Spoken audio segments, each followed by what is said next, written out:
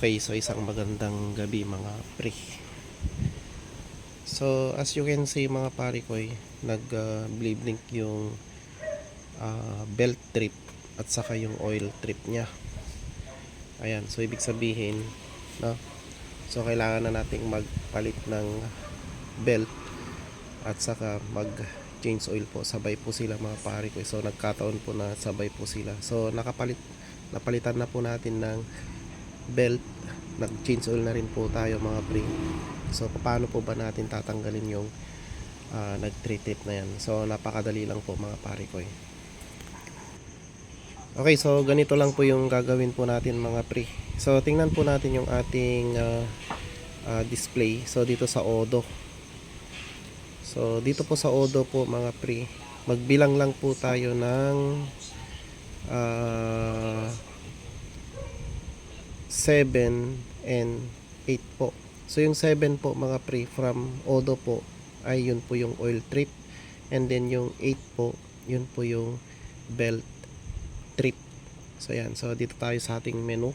So yan po yung ating menu, pindutin lang po natin yan.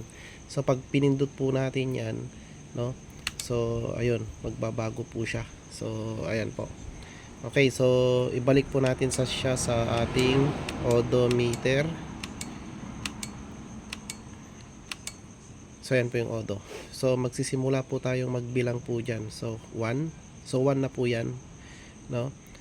And then 2, 3. Yan po yung trip 2. 4 po yung F echo. 5 average F echo.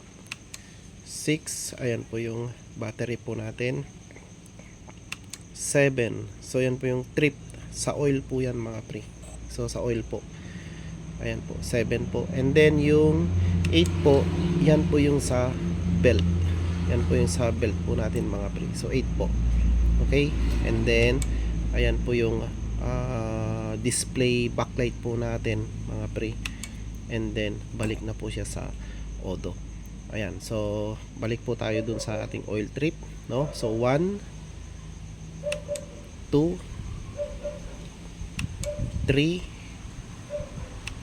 4, 5, 6, and po 7. So yan po yung ating oil trip. So ang gagawin po natin dyan mga pre, yung ating menu po, i-hold lang po natin yung menu po. Ayan.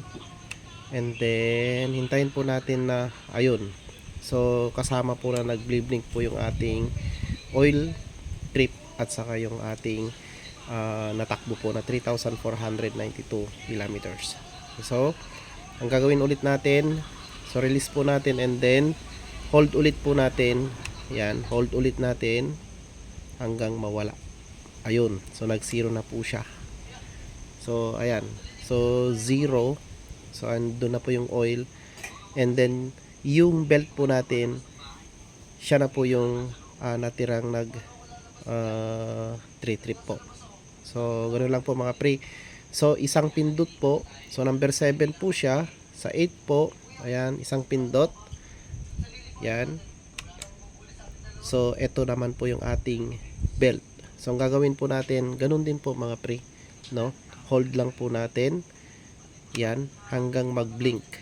Yan, so sabay na po silang nag-blink, and then ganun din po mga pre, i-hold po natin hanggang mawala.